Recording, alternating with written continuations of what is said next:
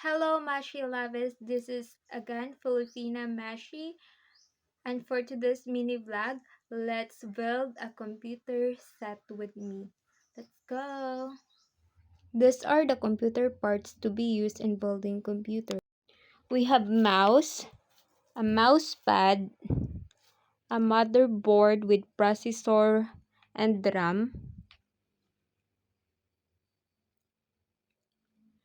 a keyboard,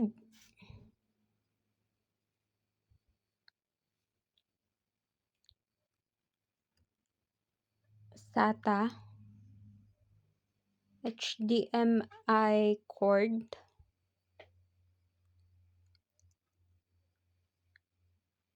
monitor cord,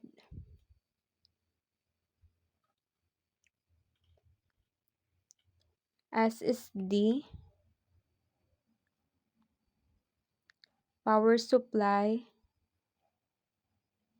computer case, and last, monitor. Hello everyone, I'm Mashi and today we're doing something a little different. We aren't just building a computer.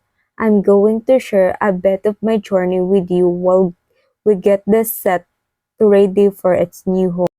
I'm 21 years old and if you can tell by my vibe around here, I'm proud province girl.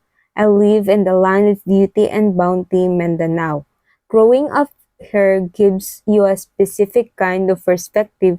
We're surrounded by nature, but I've always had my eyes glued to a different landscape, the digital one. Right now, I'm in my first year of university. It's a big step and honestly, it feels like I'm finally booting up the main program of my life. People often ask me, I'm so comfortable around hardware, and the answer goes back few years. When I was senior high school, I took up NC2 Information Technology. That's where the spark turned into a flame. I didn't just want to use computers, I wanted to understand the heartbeat of the machine. I spent hours learning every cable and every chip works together. That in situ certification wasn't just a piece of paper for me, it was my passport into this world. Living in Mindanao, we talk a lot about bounty. Usually, we mean our harvest and our land. But I see bounty and opportunity too. Being a student while managing a side hustle like building and selling computers is my way of harvesting what I've learned.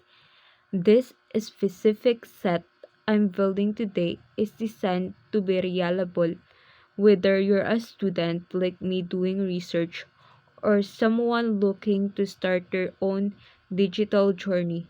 I take pride in every screw I tighten because I know what it's like to need a machine that just works.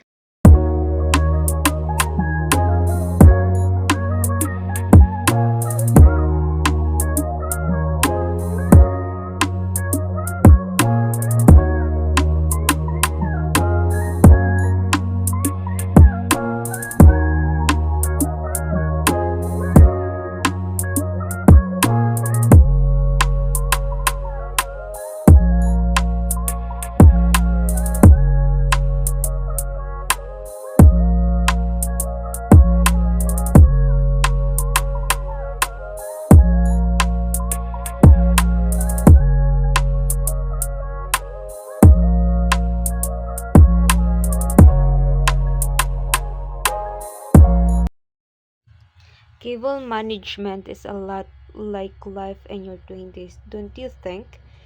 It looks like a mess at first, but if you take it one step at a time and organize the line, everything starts to make sense. Being 21 and a first year student means I'm constantly balancing my roots and the province with a fast paced world of IT. I want to show other girls from the province that you don't have to be in the concrete jungle to be a tech expert. You can build your own dreams right where you are. This computer set is officially up for sale. If you're looking for a bold mid with a lot of care and a bit of Mindanao heart, this is the one.